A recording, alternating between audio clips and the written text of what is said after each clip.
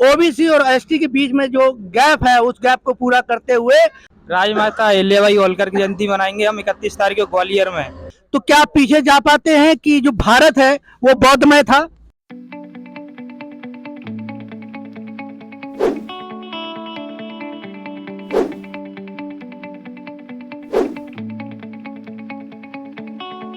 नमस्कार, मैं देवेंद्र कुमार, जाति मुक्त भारत, भोपाल, राठ, महोबा से होता हुआ आज मैं ग्वालियर, ये जगह कौन सी है, डिस्ट्रिक्ट ग्वालियर मोहना के हाईवे पर हूँ। और इस हाईवे में मैंने जब चाय की दुकान पे अपनी गाड़ी रोकी तो मैंने देखा कि यहाँ पे आप देख रहे होंगे बघेल चाय सेंटर छोटी छोटी जातियों में बांटा गया है। और ये एमपी में बघेल ओबीसी में आते हैं और यूपी में बघेल शेड्यूल कास्ट में आते हैं। खुद की बहनें, मेरी भतीजियां बघेलों में ब्याही हैं। तो अब बघेलों में भी ये जाति भेदभाव डाल दिया गया है कि जो यूपी का बघेल है और जो एमपी का बघेल है, एमपी का बघेल अपने आप को ओबीसी कह के बहुत बड़ा ऊंचा समझ रहा है और यूपी का जो बघेल है उसको कहते हैं ये तो शेड्यूल कास्ट है। हमको यही बात समझनी है।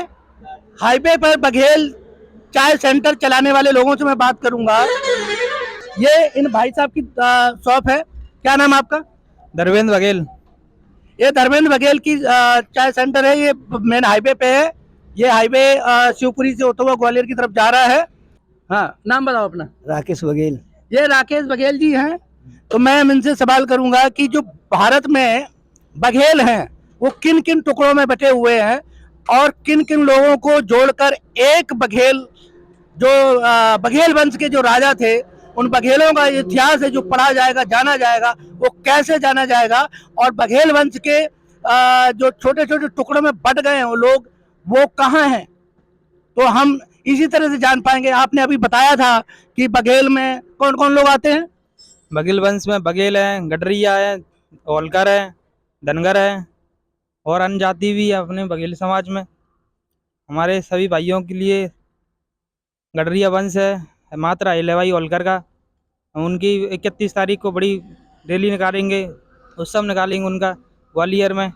राजमाता अहिल्याबाई होलकर की जयंती मनाएंगे हम 31 तारीख को ग्वालियर में। सब भाइयों आएंगे, वहाँ पर रैली रहेगी हमारी, बहुत बड़ा प्रोग्राम रहेगा माता अहिल्याबाई की जयंती का। महापुरुष अहिल्याबाई की रैली निकाली जाएगी और अहिल्याबाई के साथ साथ एक झलकारी बाई भी हैं।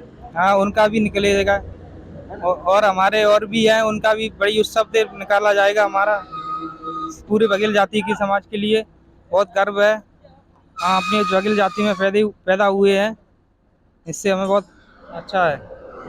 तो अब हमने पूरे भारत में ये पता लगाना है कि जो शेड्यूल कास्ट और जो ओबीसी में बटे हुए लोग हैं, जिसको 85% जनसंख्या कहा जाता है, वो छोटे छोटे टुकड़ों में बंटकर अपनी ताकत को खो चुके हैं। उन लोगों को समझना पड़ेगा कि हमारे जाति के लोग कुछ तो राजपूतों में चले गए हैं, उनके जो राजपूत के जो गोत्र हैं और जो हमारे गोत्र है वो एक जैसे गोत्र है। तो जो ये ब्राह्मणी व्यवस्था ने इस तरह से समाज को तोड़ा है जिससे कि हमारी अपनी जो ताकत है, जो 85% की जो ताकत है, वो एक ना होने पाए। अगर 85% की ताकत एक हो जाती है तो इससे हमें क्या होगा? क्या सत्ता, जो दिल्ली वाली सत्ता है, क्या हमारे हाथ में नहीं होगी? होगी सत्ता, क्यों नहीं होगी। सब साथ में रहेंगे तो एक सत्ता हो जाएगी। जिस तरह से हम अगर अपना पिछला इतिहास खंगालने की कोशिश करते हैं और उसको देखते हैं तो क्या आप पीछे जा पाते हैं कि जो भारत है वो बौद्धमय था? हाँ, जा सकते हैं। नहीं, भारत बौद्धमय था कि नहीं? भारत बौद्ध में था ना। हाँ। तो ये हम सब जो छोटी छोटी जातियों के टुकड़ों में बट गए, ये सब के सब, इनका जो मूल धर्म था वो बौद्ध था, बौद्धिस्ट थे और भारत बौद्धमय राष्ट्र था। तो आज मैं आपको ये बात दिखा पा रहा हूँ कि यहाँ से लेकर और वहां तक, काफी दूर तक, ये सभी बघेल लोग हैं और बघेलों के ढाबे मिलते हैं, बघेलों के रेस्टोरेंट मिलते हैं। कि मैं ये कह सकता हूँ कि जो हमारे छत्तीसगढ़ के मुख्यमंत्री, आपको पता है कौन है वो? भूपेश बघेल, नंद कुमार बघेल। आप भूपेश बघेल और नंद कुमार बघेल के बारे में आप जरूर पढ़िएगा। छत्तीसगढ़ के हैं वो और जाति को एक करने के लिए, समाज को एक करने के लिए वो भी उनके नंद कुमार बघेल हैं, वो भी बहुत अच्छा काम कर रहे हैं। तो मैं नंद कुमार बघेल जी को ये वीडियो समर्पित करना चाहूँगा, उनको डेडिकेट करना चाहूँगा कि एमपी में भी बहुत से बघेल हैं, उनको जोड़ने की कोशिश करें और उनको बताएं कि हम सब एक हो जाएं और एक साथ मिलकर हमारी जो खोई हुई विरासत है उसको वापस लाएं और हमारा जो बघेल वंश है उसको आगे बढ़ाएं। आगे बढ़ाएं। बहुत बहुत आप धन्यवाद। आखिरी में अपना नाम बता दीजिए। धर्मेंद्र बघेल। धर्मेंद्र बघेल। धर्मेंद्र बघेल जी से मिलकर मुझे बहुत खुशी हुई और इन्होंने कई जातियों का एक समय जो बताया कि सभी एक ही उसमें है, और इस बात को भी मैं रिलेट कर पा रहा हूँ कि जो यूपी में है और जो एमपी में है, जो यूपी में है वही जातियां शेड्यूल कास्ट में कहलाती हैं और वही जातियां एमपी में ओबीसी कहलाती हैं। तो ओबीसी और एसटी के बीच में जो गैप है उस गैप को पूरा करते हुए हम सब एक जाति के लोग हैं, मूल निवासी हैं, भारत के निवासी हैं, और सभी 85% जनता एक होके जिस दिन अपना मत का अधिकार बाबा साहब भीमराव अम्बेडकर ने जो हमें वोट का अधिकार दिया है, अगर उसको हम पहचान पाए तो दिल्ली की सत्ता हमारे हाथ में होगी और जो हमारी हालत हो रही है, जो हमारे लोगों को जो दयनीय स्थिति है उसमें बहुत बड़ा परिवर्तन आएगा। मैं देवेंद्र कुमार, जाति मुक्त भारत, ग्वालियर हाईवे से। तो आप देख पा रहे होंगे कि यहाँ से लेकर जितना ये हाईवे दिख रहा है ये सभी बघेलों की हैं, और यहाँ से देखेंगे तो आप इस साइड को देखेंगे बहुत दूर तक ये सभी बघेल वंश के लोगों की ये काउंटर लगे हुए हैं।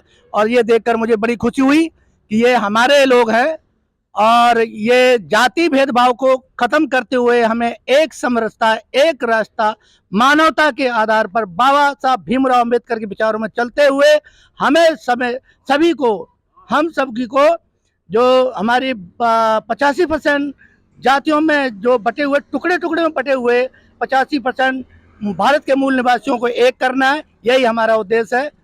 और इसी उद्देश्य के साथ मैं वीडियो समाप्त करता हूँ। जय संविधान, जय भारत, जय जाति मुक्त भारत। देवेंद्र कुमार, जाति मुक्त भारत, ग्वालियर हाईवे से।